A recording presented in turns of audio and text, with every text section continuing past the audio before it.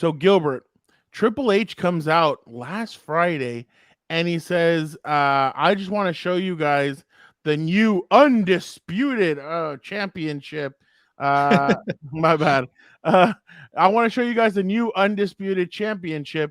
And Gilbert, I have to know. I mean, obviously, I like getting your opinion on this stuff, and I just wanted to see what you thought about it. And let me get a picture. But obviously, we all know that Seth Rollins just got his new championship, so they had to unveil a new one for Roman, just because you don't want to Yeah. have you don't want to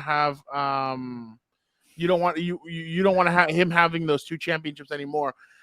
This to me, Gilbert, is lazy. I thought this was Yes. lazy. I thought it was just, hey, let's put let's just put the regular belt. Let's just make it all gold. I thought it was kind of lazy. I didn't like it. I thought they were gonna put more emphasis into it.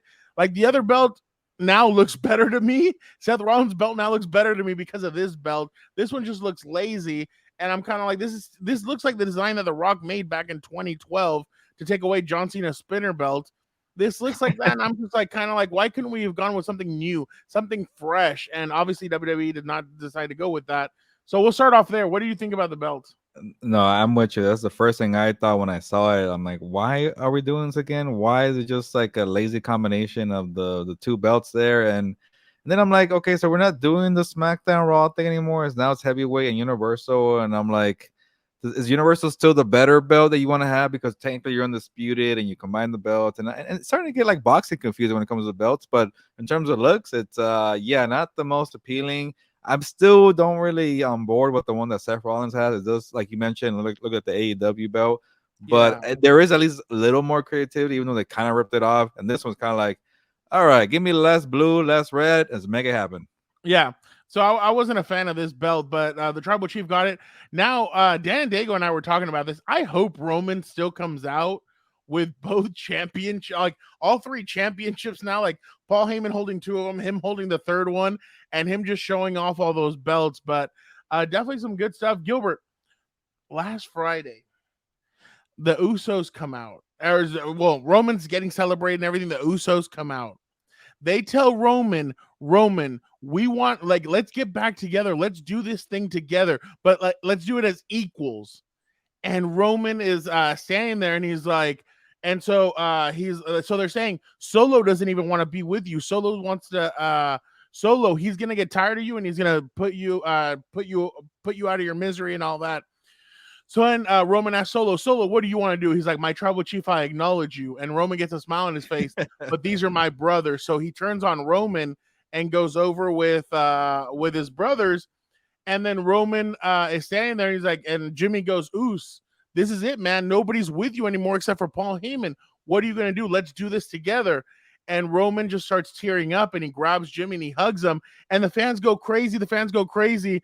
Roman grabs the mic and goes, no. And you're like, dude, Solo grabs his brother and Samoan spikes him in the throat and drops him. And you're like, oh my God. Like, it's just the way they've been able to tell this story for 2 years. The storyline has not gotten lazy. And, you know, if it got lazy, I would tell you. It has not gotten lazy. It's gotten great. That's why there was 2.7 million people watching SmackDown, which their numbers only do well if Roman is there. So, and Roman's about to have a lighter schedule this summer. So it's going to get a little rough for WWE at times.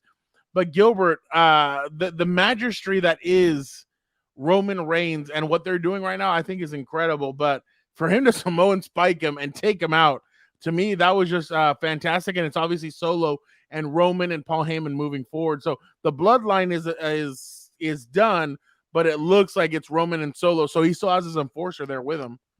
Well, the first thing I wonder, like, will they have a new name now for this group here? Is I guess the Roman and then Forcer and the Advocate, I guess, the long way of saying it. Yeah. And then also, like, I got me thinking a while back, Fernando, by the way, you were doing a good job of saying guys who potentially could be, if they left the tag team and became Solo, like, no pun intended, like, they'll have a good career. And you mentioned Solo being one of them. Yeah. So it'd be kind of cool if he kind of shifts away from Roman a little bit. Obviously, like, you got guys in the Judgment Day. They're all doing their own thing individually. Yeah. For him to kind of start rising, because that was, like you mentioned, that was a great scene. And like the things that when you don't expect, that's the storyline has been doing great. So for me, 100%. hopefully, like you mentioned, if it's a lighter schedule for Roman Reigns, they start building him up for a solo career, and even the guys in the the Uso brothers, maybe those guys could do it eventually. I know that they had their runs, each of them, Yeah. but solo might be time to go solo.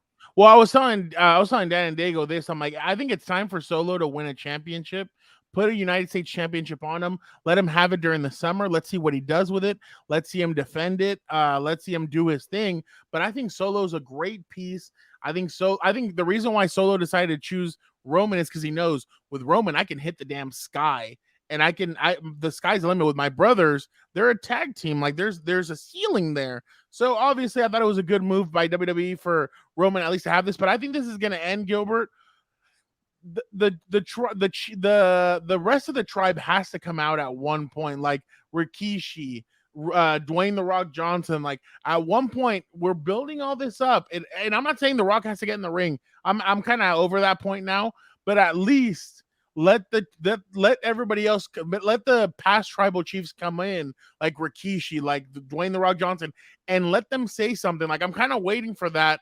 And I'm kind of like, okay, let's get there to where he's gonna say something or they're gonna say something to kind of push this storyline over the top. It hasn't happened yet, but I think it'd be really good if WWE did something like that in the future, where they bring out these guys and they all say, Roman, we don't trust you, or hey, Roman, you're doing a great job, keep on doing it. But I really do like the storyline, Gilbert. I think the storyline's fantastic. Like I said, 2026 is when Roman would break Santino Marella. God, I forgot his name right now. It just escaped my mind. But he would break the championship for the longest reign ever. What was the days again? It would be 2026, and it would be 2026. No, 2028, actually. 2028, and it would be around this time in May. So that's when he would break the record. But I think they're trying to make him break Hulk Hogan's record. That's how and Hulk Hogan had 1,400 days. Roman's only had 1,000. So 400 more days, I think. And I think they'll make him be number 2. Yeah. And then after that, they might end it. But good stuff, Gilbert, from your tribal chief. I really enjoy watching him. And Dan and I saw a video of him when he was Roman Reigns, the big dog, and we're like, who the hell is this guy? Like, he couldn't even talk on the mic. He would stutter. He'd get nervous. This is the Roman Reigns that we all want to see. So I think Roman is doing such a great job with this storyline. I love the storyline. I love the Usos. The Usos are being featured. Solo's being featured. I think they're in their element right now, and they're doing a fantastic job, Gilbert, with all of it. So I know you enjoy watching your tribal chief when you can.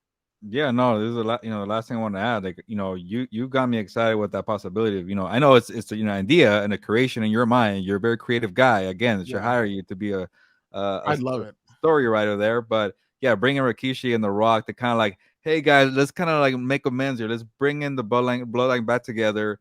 Have everybody in the ring and try to knock some sense into Roman, and then chaos just ensues. I would love to see that. Oh, it'd be so amazing. But yeah, I mean, it's in my head. I would love to see it. But folks, don't forget to check out everything else on Combat Compas.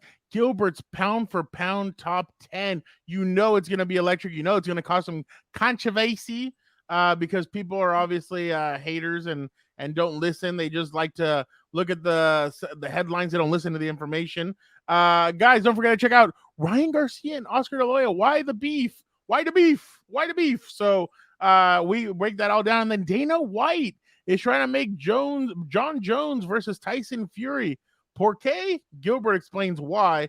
And don't forget to check out everything else on Combat Compas. We appreciate you guys so much for checking us out.